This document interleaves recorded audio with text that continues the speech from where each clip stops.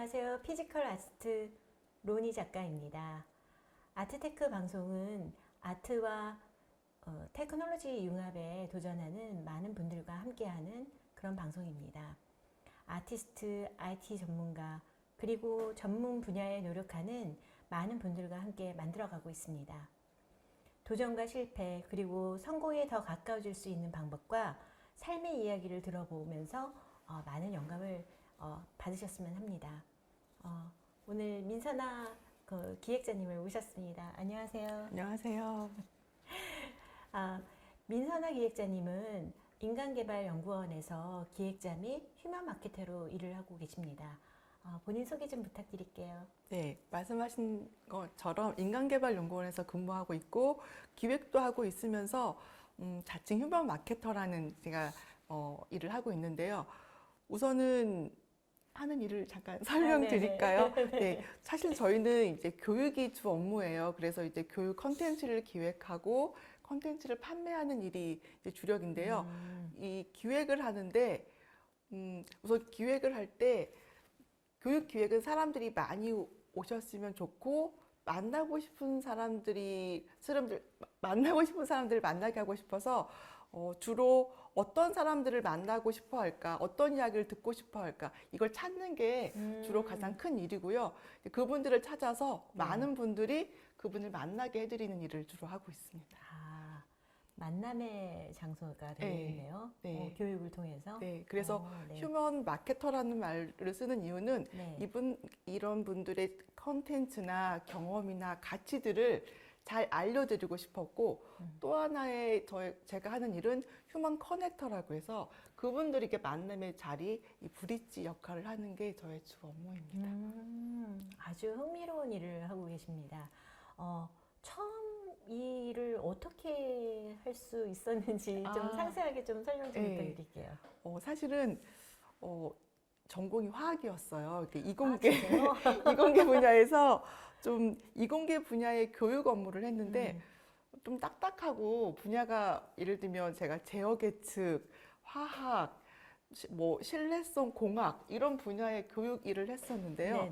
이 컨텐츠는 좀 어렵고 재미없었는데 사람들을 만나는 일은 정말 재밌었어요. 이렇게 뭔가 만남의 장을 만들 때는 힘든데 한 분 한 분들이 이 장에 오셔서 좋은 컨텐츠를 기획해 주셔서 감사합니다.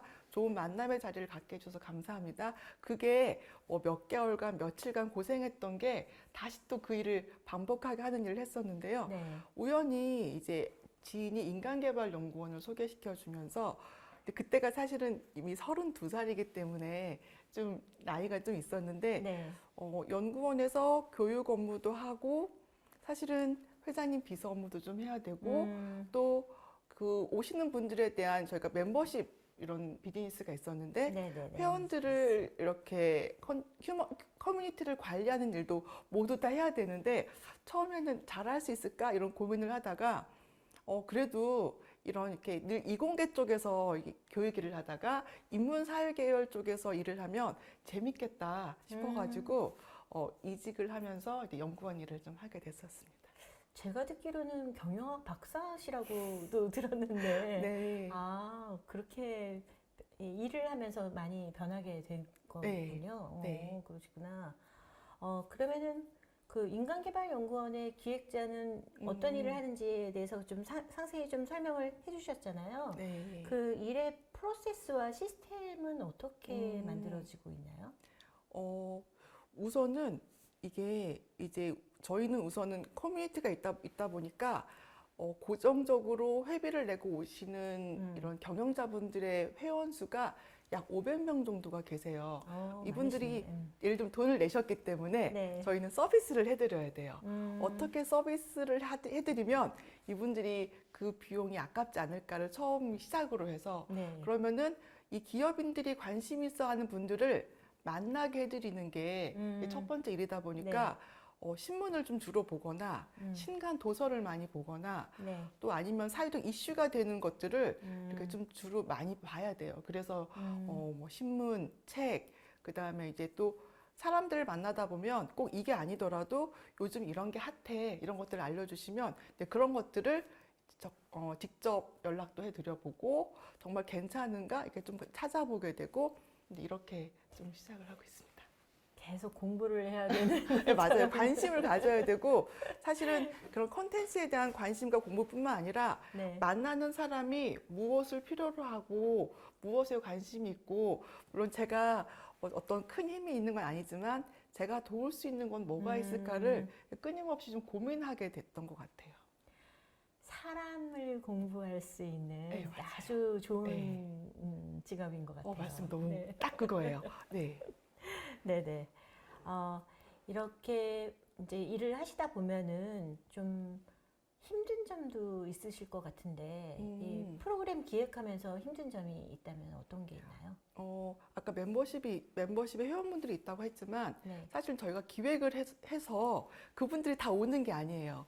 그분들이 돈은 일부 내셨지만 시간을 내서 이곳에 오시게 하려면 그분들에게 어떤 명분이나 이익이 있어야 이분들이 오시기 때문에 기획을 할 때면 항상 그분들을 어떻게 오시게 할까 이런 고민이 가장 많고 이게 어떤 기획을 해서 교육 뭐 여러 가지 뭐 이런 CEO 과정들이 있는데 정말 그 당일까지 안 오시면 어떡하지? 취소하면 어떡하지? 적은 사람이 오면 어떡하지?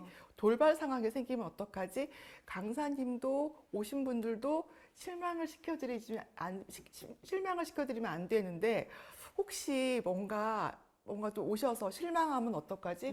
그런 것들이 늘 조바심이 항상 있었던 것 같긴 해요. 다년간 오랜 기간 일을 하셨는데도 그 네. 조바심이 지금도 있으신 거예요? 지금도 있고요. 사실은 네. 지금도 예를 들면 6월 달에 포럼을 기획했는데 네, 네. 300석을 예약해 놨어요. 300석을 예약해 놨는데 지금 현재 예를 들면 신청자가 10명인 거죠. 그러면은 꼭 300석이지만 300명은 아니더라도 예를 들면 강사님들을 초대해 놓았기 때문에 강사님들이 우선 실망시키드리면 안 되고 예를 들어 사람이 적게 와서 본 과정을 취소하게 되었습니다. 이건 정말 상상할 수 없기 때문에 네. 이제 어떻게든 이 다른 분들에게 많은 분들이 오게 할까, 도움이 되게 할까 이런 고민을 계속 하고 있어요. 그렇구나. 지금 얘기를 들으면서 생각이 난 거는 이런 교육 프로그램을 진행을 하면서 그 좋은 점도 있고 나쁜 점도 있잖아요. 그렇지만은 또 이런 직업을 갖고 싶어 하시는 분들이 좀 많이 있으세요. 그래서 그런 분들을 위해서 나는 이렇게 해서 이런 그 교육 프로그램의 기획자가 되었다. 뭐 그런 분들을 꿈꾸시는 분들을 위해서 좀 해주실 얘기가 있으시면 좀 부탁드릴게요. 사실 그 말씀을 들으니까 제가 가끔 듣는 질문이 자기처럼 일하는 직원 좀 추천해줘 이런 얘기를 많이 들어요. 그러니까 뭐 기업 내 자체 교육 뭐 팀이 있을 수도 있고 또 이제 교육 회사에서 이제 교육에 관련된 직원들을 뽑고 싶어 하는데 이제 그런 직원을 뽑아달라고 하는데 사실은 첫 번째는 아까 사람 공부라고 하셨는데요. 사람에 관심이 많아야 돼요. 그래서 그 관심이 이렇게 뭐 개인적인 욕심이나 어떤 목적을 가지고 관심을 갖는 게 아니라 정말 순수하게 그 사람에 대해서 그래서 저 사람은 어떤 사람이고 어떻게 살아왔고 무엇을 하고 싶어 하고 또 무엇이 필요한지를 이렇게 애정을 가지고 듣다 보면 이제 내가 도울 수 있는 게 이런 게 있겠구나 아니면 다른 걸 연결해 줄까 막 이런 마음들이 생기는데요. 첫 번째는 그래서 사람에 관심이 많아야 되고 두 번째는 사람을 좋아해야 돼요. 그 사람을 좋아하면 저절로 돼요. 예를 들면 제가 화학을 전공했고 뒤늦게 경영을 공부하긴 했지만 사실은 전문가라고는 말할 수가 없었는데 이분들을 돕기 위해서 못하는 마케팅도 꾸준히 고민하고 자료도 찾아보고 기획도 그냥 머리에서 딱 나오는 게 아니라 예를 들면 다른 더 잘하는 회사들을 살피다 보면 나도 이렇게 만들어야겠다. 나도 이런 사람을 섭외해야겠다. 이런 그 사람을 대한 관심과 좋아하는 두 가지 마음이면 사실은 교육 기획은 충분히 다 꼭 전공을 하면 더 좋지만 이 두 가지 마음이 전공도 하고 싶어지고 그 일도 잘하고 싶어지고 마케팅도 하게 되고 기획도 하게 되고 그랬던 것 같아요. 그렇구나. 네. 그런데 그 기획 중에서 특히 요즘 또 진행하고 계시는 네.